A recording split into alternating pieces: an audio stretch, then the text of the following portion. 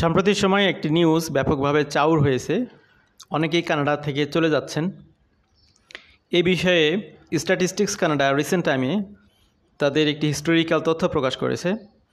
বিগত 20 থেকে 25 বছরে কানাডার ইতিহাসে অর্থাৎ কানাডা থেকে যে পরিমাণ পিপল অন্য দেশে চলে গেছে সেটার একটা রিপোর্ট তারা পেশ করেছে। তো যারা আজকের আলোচনা শুনছেন সবার জন্যই বলতেছি, ইমিগ্রেশন খুব একটা সিম্পল বিষয়, খুব নর্মাল একটি বিষয়। আপনারা যারা কানাডাতে আসতে চান তারাও নিজ দেশে যে খুব খারাপ অবস্থায় আছেন তা কিন্তু না। ভালো অবস্থা থেকে আর একটু ডেভেলপ পর্যায়ে আপনারা যেতে চান। মানুষের সকল সুযোগ সুবিধা সবসময় একই রকম হয় না এবং সকলের চিন্তাভাবনা একই জায়গা থেকে কেন্দ্রীভূত হয় না। একই বিষয় আপনার কাছে যেটা পজিটিভ অন্যর কাছে সেটি নেগেটিভ, যার কারণে এই ইমিগ্রেশনের বিষয়গুলো ঘটে থাকে। তো এই বিষয়গুলোই নিয়ে মূলত আজকের আলোচনাটি সাজানো। আশা করছি বিস্তারিত আলোচনাটি দেখবেন, শুনবেন। আমরা যদি কানাডার প্রত্যেক বছরের ইমিগ্রেশন যে স্ট্যাটিস্টিক্যাল ইমিগ্রেশন বলতে এখানে পার্মানেন্ট রেসিডেন্টের যে তথ্য সেখানে আমরা দেখতে পাই, আমাদের ভিডিওতে আপনারা দেখেছেন, টপ 10 কানাডার যে সোর্সিং কান্ট্রি এর মধ্যে হচ্ছে সবচেয়ে বেশি যে সমস্ত কান্ট্রি থেকে এখানে আসে সেটা হচ্ছে ইন্ডিয়া। এরপর টপ 10-এর মধ্যে অন্যতম কান্ট্রি হচ্ছে ইউনাইটেড স্টেটস অফ আমেরিকা বা ইউএসএ। তো টপ 10-এর মধ্যে ইউএসএ সিটিজেনরা অর্থাৎ ইউএসএ থেকে কানাডাতে মুভ করতেছে, ইমিগ্রেশন নিচ্ছে, এখানে তারা বসবাস করতেছে। তো এখানে তারা কেন আসতেছে? আপনাকে যদি বলা হয় পৃথিবীর মধ্যে সবচেয়ে বেশি ক্ষমতাধর রাষ্ট্র কোনটি, চোখ বুঝে হয়তো বলে দিবেন ইউএসএ। খুব স্বাভাবিক, তারা পারমাণবিক শক্তি থেকে শুরু করে ইকোনমিক শক্তি অনেক দিক থেকে এখন পর্যন্ত পৃথিবীতে তারা ডোমিনেটিং করতেছে। এরপরও ইউএসএ সিটিজেনরা কানাডাতে আসতেছে। অনুরূপভাবে কানাডার সিটিজেনরাও পৃথিবীর বিভিন্ন প্রান্তে ছড়িয়ে ছিটিয়ে যায়, এটা আগে থেকেই। এবং এখানে স্ট্যাটিস্টিক্স যে কানাডার যে তথ্য সেটা বেসিক্যালি 2015 সাল পর্যন্ত তাদের হিউজ পরিমাণ তথ্যটা এখানে এসেছে, যে তারা এখানে দেখেছে 15% পিপল কানাডা থেকে অন্য কান্ট্রিগুলোতে মুভ করেছে। তো এটা খুব স্বাভাবিক একটি বিষয়। এরপরেও এই বিষয়গুলোকে পয়েন্ট আকারে তুলে ধরবো আমরা। তো আপনাদেরকে এই বিষয়গুলো এইভাবে বলার একটা উদ্দেশ্য সেটা হলো যে আমাদের চ্যানেলে সবসময় আপনারা কানাডাতে ইমিগ্রেশন নিয়ে আসার ব্যাপারে সঠিক দিক নির্দেশনাগুলো পেয়ে থাকেন। বিশেষ করে যারা কানাডাতে আসতে চান এবং কানাডাতে যারা বসবাস করতেছেন, কানাডার বিভিন্ন সুযোগ সুবিধা নিয়ে আমরা মূলত কথা বলি। তো এখানে কানাডার একটি রিভার্স সিচুয়েশন নিয়ে আজকে কথা বলার উদ্দেশ্য একটাই, আপনাদের অনেকের কনসেপ্টগুলোকে ক্লিয়ার করাটা দরকার। কারণ আপনারা অনেকে মনে করতেছেন যে আমি তাহলে এবার কানাডার আশা বাদ দিই, অন্য কোনো কান্ট্রি নিয়ে চিন্তাভাবনা করি। আসলে এই ইমিগ্রেশন বা এখানে আপনার কান্ট্রি সুইচ করা এটা খুব কমন একটি বিষয়। সেই আদিকাল থেকে মানুষের মধ্যে আল্লাহ তাআলা এই প্রবণতার সহজাতভাবে দিয়েছেন। অনেক মানুষই চায় নিত্য নতুন দেশে যেতে, ভ্রমণ করতে, সেখানে বসবাস করতে। সুতরাং কানাডিয়ানরা কেন সেটা করবে না? ইউএসএর সিটিজেনরা কানাডাতে আসতেছে, কানাডার সিটিজেনরা ইউএসএ যেতে পারে। তো সব কিছু মিলে আলোচনাটি পুরোটা দেখলে আপনারা বুঝতে পারবেন বিষয়গুলো আসলে বাস্তবতাটা কোন জায়গায়। Immigration from Canada, top 10 reasons why Canadians are leaving. মূলত 10টি কান্ট্রিকে আমরা এখানে 10টি রিজনকে এখানে হাইলাইট করার চেষ্টা করব। তার আগে আনুষঙ্গিক বিষয়গুলো আমরা কথা বলবো। তো এখানে ইমিগ্রেশন এবং ইমিগ্রেশন এখানে দুইটা আলাদা বিষয়। এখানে আপনার স্পেলিংগত বিষয়টা এক থাকলেও এখানে আপনার বানানের দিক থেকে আপনারা দেখেন, একটা হচ্ছে ইএমআই আর একটা হচ্ছে আইএমআই। তো এখানে এই দুটির পার্থক্য কী জন্য বুঝিয়েছি, তো মূলত কানাডিয়ান যারা কানাডা থেকে চলে যাচ্ছে তারা অ্যাকচুয়ালি EMIGRATION, তো তারা এই ইমিগ্রেশনটা নিচ্ছে। আর আপনারা যারা কানাডাতে আসতেছেন তারা আসতেছেন IMMIGRATION। তো এখানে এই দুটার পার্থক্য কী সেটা এখানে স্লাইডে উল্লেখ করা আছে, সিম্পলি জাস্ট আপনারা দেখে নেবেন। Immigration from Canada, recent data from Statistics Canada's longitudinal immigration database reveals an important trend in Canadian immigration. According to the statistics, a sizable portion of Canadians, including immigrants who have been given Canadian citizenship, are opting to leave. তো এই বিষয়টি আপনারা শিরোনামের মধ্যে দেখলেন। আগে তো আজকের আলোচনাটি তো এই বিষয়টি নিয়েই শুরু হয়েছে। এখানে যে তথ্যটা আপনি দেখতে পাচ্ছেন, স্ট্যাটিস্টিক্স কানাডা বলতেছে 2017 সাল পর্যন্ত, 1982 সাল থেকে 2017 সাল পর্যন্ত তাদের যে ডাটা, এই 20 বছরের মধ্যে এখানে কানাডা উইদিন 20 ইয়ার্স, এখানে তারা বলতেছে of those accepted between 1982 and 2017, more than 50% left Canada within 20 years of their arrival and more than 5% left within the first 5 years. তো এখানে বুঝতে পারতেছেন তথ্যগুলো যে 1982 থেকে 2017 সাল পর্যন্ত 15% ব্যক্তি কানাডা লিভ নিয়েছে, বিভিন্ন কারণে লিভ নিয়েছে। এর মধ্যে 5 বছরের মধ্যেই লিভ নিয়েছে 5% ব্যক্তি। কি কি মেইন রিজন সেগুলো আপনারা একটু পরে দেখতে পারবেন। In 2022 the census report that 1,26,340 Canadians immigrated to the United States, a 70% increase from 10 years prior. তো প্রতি বছরে ক্যানাডিয়ানরা ইউএসএ সিটিজেনরা যেমন কানাডাতে আসে, কানাডা সিটিজেনরাও ইউএসএতে মুভ করে। সেই তথ্য এখানে 2022 সালের একটি তথ্য, 1,26,340 জন ক্যানাডিয়ান ইউএসএতে চলে গেছেন। এটা কি খুব অস্বাভাবিক বিষয়? খুব স্বাভাবিক একটি বিষয়, খুব স্বাভাবিক একটি বিষয়।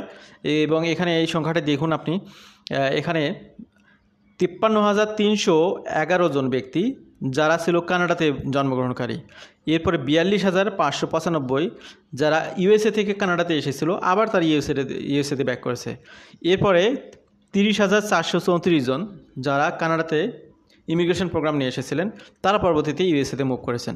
তো অ্যাকচুয়ালি এটার রিজন যেটা, এটার বিহাইন্ডে সেটা হলো যে অপরচুনিটিস, বিভিন্ন প্রফেশনের জন্য বিভিন্ন জায়গাতে বিভিন্ন ধরনের অপরচুনিটিসগুলো থাকে। সকল প্রফেশনের জন্য বেস্ট অপরচুনিটিস একটি জায়গায় সেন্ট্রাল বা কেন্দ্রীভূত হয় না।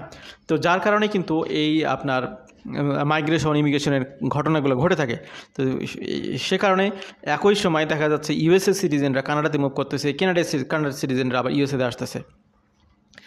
তো according to the most recent UN estimates, এখানে দেখা যাচ্ছে যে আপনার 8 লক্ষ ক্যানাডিয়ানস ইউএসএতে বসবাস করে 2020 সালের তথ্য অনুযায়ী, এবং 1 লক্ষ ক্যানাডিয়ান বসবাস করে ইউনাইটেড কিংডমে।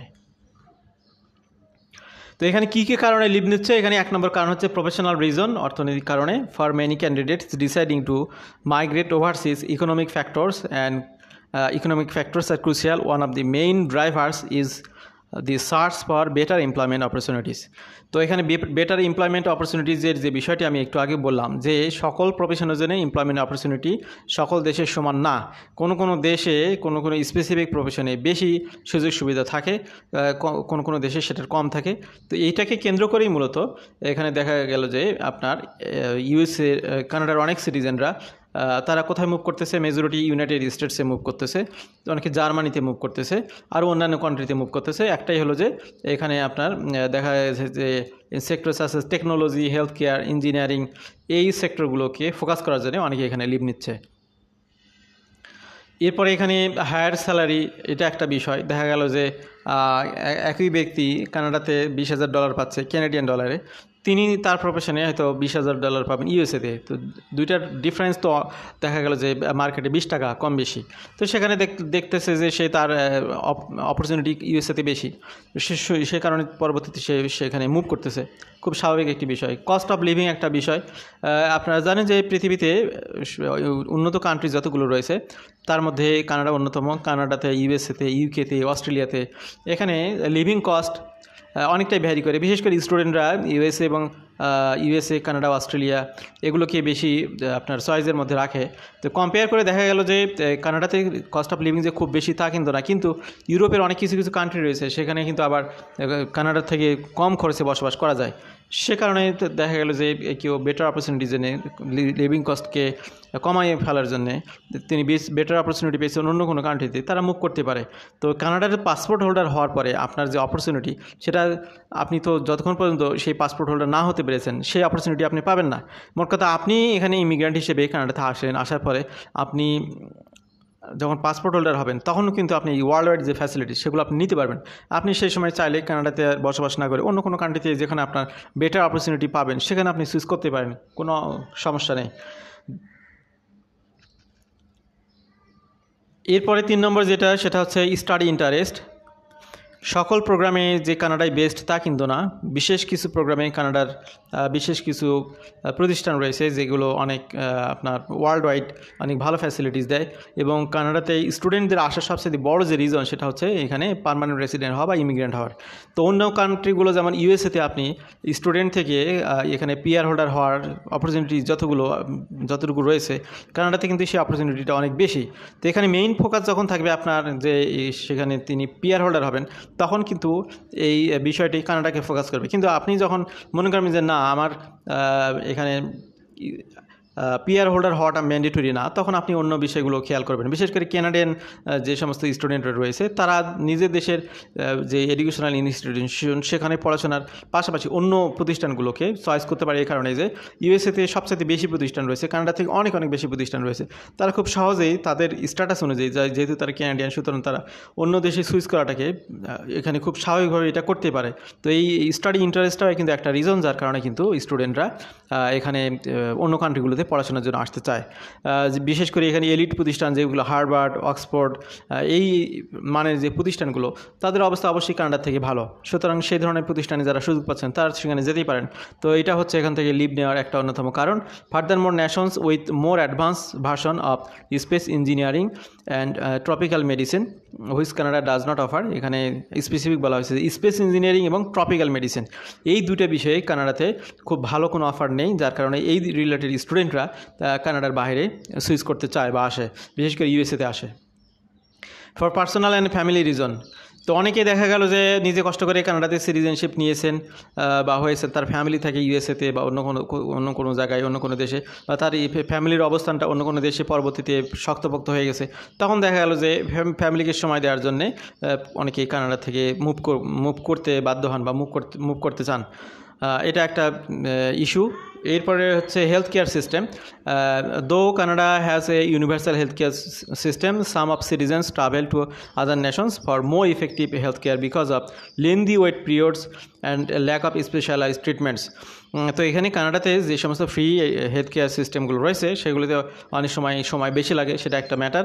আবার স্পেশালাইজড ট্রিটমেন্টের জন্য কিছু কিছু ক্ষেত্রে অনেকে স্পেশালাইজড, এখানে উদাহরণ হিসেবে সুইডেন এবং জার্মানি, এই সমস্ত কান্ট্রিতে হেলথ কেয়ার ফ্যাসিলিটিসগুলো কানাডা থেকে অনেক ভালো। তো আপনি যারা আমাদের আজকে আলোচনা শুনতেছেন, তারা যদি সুইডেন এবং জার্মানির সিটিজেন বা পিআর হোল্ডার না হয়ে থাকেন, আপনার কি কোনো স্পেসিফিক প্রোগ্রাম আছে সুইডেন এবং জার্মানিতে আসার? আপনি তো আসতেই পারবেন, এই সমস্ত কান্ট্রিতে প্রোগ্রামই নেই। তো আপনি কী কারণে কানাডাকে বাদ দিয়ে সুইডেন জার্মানিকে টার্গেট করতে পারবেন না। আপনি আগে কানাডাতে এসে কানাডার সিটিজেন হন, এরপরে আপনি যদি বেটার মনে করেন আপনি সুইডেন জার্মানিতে চলে যেতে পারবেন। তো এখানে মেডিকেল রিজনটা এখানে একটা ফ্যাক্টর। এরপরে রয়েছে হাউজিং অ্যাফোর্ডেবিলিটি। রিসেন্ট টাইমে তো আপনারা জানেন যে হাউজিং খরচগুলো অনেক বেড়ে গেছে। তো কানাডার ইকুইভ্যালেন্ট অনেকগুলো কান্ট্রিতেই এই খরচগুলো অনেক বেড়েছে। আবার অনেক কান্ট্রি আছে যেগুলোতে খরচ অনেক কম, পার্শ্ববর্তী কান্ট্রি, ইউরোপিয়ান কান্ট্রি। তো অনেকেই মনে করতে পারে যে আমি ওয়ার্ল্ড ওয়াইড একটা ইন্টারন্যাশনাল মানে চাকরি করি, আমি গুগলে চাকরি করি, কানাডাতে থাকলেও $20,000। আবার দেখা গেলো আমি সেই ডেনমার্কে গিয়ে থাকবো, সেখানেও $20,000। তো আমি তাহলে একটু ডেনমার্কে মুভ করি। এই ধরনের বিষয়গুলো কিন্তু থাকে। এই অ্যাফোর্ডেবিলিটির বিষয়ের কারণেও কিন্তু অনেকে কানাডা থেকে মুভ করতেছেন, লিভ নিচ্ছেন। Social welfare policies. Comparing social welfare policies to those of Canada, those of Denmark and the Netherlands offer more substantial and encouraging benefits. তো ডেনমার্ক এবং নেদারল্যান্ডে কানাডা থেকে অধিক সোশ্যাল বেনিফিটগুলো বেশি পাওয়া যায়। আপনি কানাডিয়ান হওয়ার পরে, যেহেতু আপনি কানাডার সিটিজেন হয়ে গেছেন, আপনার যেহেতু একটি ওয়ার্ল্ড ক্লাস পাসপোর্ট রয়েছে, সেটাকে ব্যবহার করার জন্য আপনি তখন ইউরোপে এই সমস্ত কান্ট্রিতে যেতেই পারেন। এই সমস্ত কান্ট্রিতে কানাডার সিটিজেনরা মুভ করতেছে, লিভ নিচ্ছে। Political environment. যদিও কানাডা ইন্টারন্যাশনাল পলিটিক্সে খুব বেশি মাথা ঘামায় না, তারপরেও এর থেকে আরও পলিটিক্যাল দিক থেকে অনেকগুলো কান্ট্রি রয়েছে যেগুলো আরও বেশি কুল। এর মধ্যে রয়েছে সুইজারল্যান্ড, নিউজিল্যান্ড। তারা এই সমস্ত পলিটিক্স নিয়ে খুব বেশি মাথা ঘামায় না। যারা আরও বেশি কুল লাইফ লিড করতেছেন তারা এই সমস্ত কান্ট্রিতে মুভ করতেছেন, এবং ভবিষ্যতেও আপনারা করতে পারেন যারা কানাডাতে সিটিজেন হবেন। Environment and climate. আপনারা জানেন যে কানাডা পৃথিবীর মধ্যে একটি অন্যতম শীতল কান্ট্রি। এখানে ওয়েদার বছরের বেশিরভাগ সময় অনেক শীতের মধ্যে থাকে। কেউ যদি এখন মনে করে যে তার শীতের ওয়েদার ভালো লাগে না, তিনি পরবর্তীতে সেখান থেকে মুভ করতে পারেন। কোথায় মুভ করতে পারেন? তিনি চাইলে স্পেনে মুভ করতে পারেন, ক্যালিফোর্নিয়াতে মুভ করতে পারেন, অথবা অস্ট্রেলিয়াতে মুভ করতে পারেন, নিউজিল্যান্ডে মুভ করতে পারেন। তো এই সমস্ত কারণে অ্যাকচুয়ালি মুভ করতেছেও, আপনারাও যেমন করতে পারেন ওটা করতে হচ্ছে অনেকে। এই সমস্ত কারণে এই ঘটনাগুলো ঘটে যাচ্ছে। Further more countries that R strongly committed to sustainability, such as Denmark, Sweden, which prioritize eco-friendly practices and regulations, attract environmentally concerned Canadians. তো ইনভায়রনমেন্টাল বিষয়গুলোতে যারা বেশি কশাস তারা মূলত এই জায়গা থেকে মুভ করতেছে, এটা একটা reason. Settlement and retirement plans, Canadians looking for a change of lifestyle and lower living expense are becoming more inclined to retire overseas. Retirees can live to a better quality of explore different cultures in their golden years, since countries like the United States offer reasonably priced housing, healthcare, everyday needs. তো এখানে এই বিষয়গুলো বুঝলেন। এরপরে অনেক লোক থাকে যাদের মনের মধ্যে একটি অনুসন্ধিৎসু চিন্তাভাবনা থাকে, তারা চায় নতুন নতুন কান্ট্রিকে এক্সপ্লোর করতে, এই কারণে তারা নিজ দেশ থেকে বের হয়ে অন্যান্য কান্ট্রিগুলোতে বসবাস করে। ক্যানাডিয়ানদের মধ্যেও অনেকের মধ্যে এই প্রবণতাটি রয়েছে। তো আপনারা যে 10টি রিজন শুনলেন, এই 10টি রিজন শোনার পরে কনক্লুশনে এই বিষয়টি আপনার মাথায় রাখতে হবে যে অনেকগুলো রিজন রয়েছে এখানে, যেগুলো হচ্ছে বর্তমানে ওয়ার্ল্ড ওয়াইড যে ক্রাইসিসগুলো যাচ্ছে, করোনাকালীন যে সমস্যা, তারপরে আপনার রাশিয়া ইউক্রেন যুদ্ধ, এটার যে একটা ইফেক্ট ওয়ার্ল্ড ওয়াইড, সেটার একটি কারণ হচ্ছে আপনার হাউজিং ক্রাইসিস বেড়ে যাওয়া, এরপরে আপনার লিভিং এক্সপেন্স বেড়ে যাওয়া। এই কারণে অনেকে হয়তো দেখা গেল যে একই স্যালারিতে তিনি অন্য কান্ট্রিতে বেশি লাভবান হবেন, তিনি সেখানে মুভ করতেছেন। কিন্তু যারা একদমই নতুন, যারা ইমিগ্রেন্ট হয়ে আসতেছেন পৃথিবীর বিভিন্ন কান্ট্রিতে, তারা যদি এই বিষয়গুলিকে ভালোভাবে যাচাই বাছাই করেন, তাহলে তাদের অবস্থাটা কী হবে।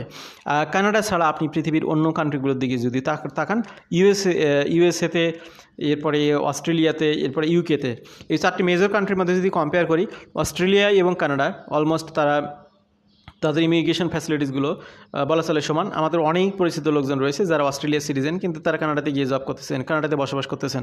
অস্ট্রেলিয়ান সিটিজেন হওয়ার কারণে তাদের ওই কানাডার সাথে যে একটা রিলেশনশিপ তারা এখানে সুযোগ পায় ওপেন ওয়ার্ক পারমিটের, সেটার কারণে তারা ফ্রিলি এটা করতেছেন। তো এখানে আমি ওভারঅল যে কনক্লুশনটা টানতেছে, আমার যারা রেগুলার শ্রোতা আছেন তাদেরকে বলতেছে এভাবে যে আপনি এই নিউজগুলো দেখে কখনো হতাশ হবেন না। এগুলো দেখে আপনার স্পিরিটটাকে দমিয়ে দেওয়া যাবে না, কারণ আপনি হয় অস্ট্রেলিয়াতে আপনাকে যেতে হবে, নাহলে কানাডাতে যেতে হবে। ইউএসএতে এবং ইউকেতে মাইগ্রেশনে কনভার্ট হওয়াটা খুব বেশি সহজ না।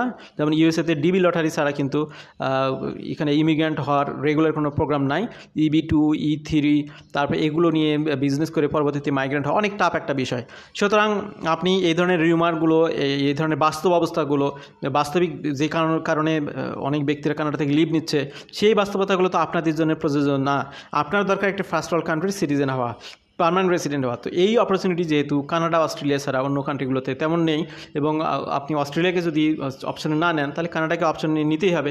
সুতরাং কারা লিভ নিল আর কারা থাকলো, এই বিষয়গুলি নিয়ে মাথা না ঘামিয়ে আপনাদের নিজেদের প্রচেষ্টায় আপনাদেরকে অব্যাহতভাবে চেষ্টা চালিয়ে যেতে হবে, যাতে করে আপনার আইএলটিএসটা ভালো করা যায়, যাতে আপনার ওয়ার্ক এক্সপিরিয়েন্স বাড়ানো যায়, যাতে আপনার ক্যাটাগরিয়াল বেস কোনো একটা জবে নিজেকে আপনার অ্যাডজাস্ট করা যায়, যেটা দিয়ে আপনি এখানে কাজের জন্য হোক, স্টুডেন্ট হিসেবে হোক, এখানে এসে পরবর্তীতে এখানে পার্মানেন্ট রেসিডেন্ট হোল্ডার হবেন, সিটিজেন হবেন। সিটিজেন হওয়ার পরে আপনার যেখানে খুশি আপনার সেখানে থাকুন। এইভাবে এই কানাডিয়ানরা যেভাবে লিভ নিয়েছে, আপনিও সেভাবে লিভ নিন, আপনার দেশে গিয়ে বসবাস করুন, মাঝে মাঝে কানাডাতে আসুন, সেটাতে কোনো যায় আসে না। তো আশা করছি আজকের আলোচনাটুকু থেকে আমি আপনাদেরকে বোঝাতে সমর্থ হয়েছি যে পৃথিবীর সকল দেশের সিটিজেনরাই কিন্তু এই মুভমেন্টে অভ্যস্ত, শুধু ক্যানাডিয়ানরা আর কানাডিয়ানরা না। বিশেষ কোনো কারণে কানাডা থেকে লোকজন লিভ নিচ্ছে এরকম কোনো বিষয় না, এটা খুব রেগুলার একটা প্র্যাকটিস। এবং আপনারা দেখলেন যে 15 সাল পর্যন্ত 2017 সাল পর্যন্ত 15% মুভমেন্টটা হয়েছে, এবং এরপরে কানাডার অনেক পরিবর্তন হয়েছে। কিন্তু এই বিষয়গুলো নিয়ে, তথ্যগুলো নিয়ে আপনারা বিভ্রান্ত হবেন না। নিজেদের খুঁটিটাকে মজবুত করুন, নিজেদের প্রচেষ্টাগুলোকে চালিয়ে যান, যাতে সঠিকভাবে সঠিক প্রক্রিয়াতে আপনি মাইগ্রেন্ট হিসেবে আসতে পারেন। ভালো থাকবেন সবাই, আল্লাহ হাফেজ, আসসালামু আলাইকুম।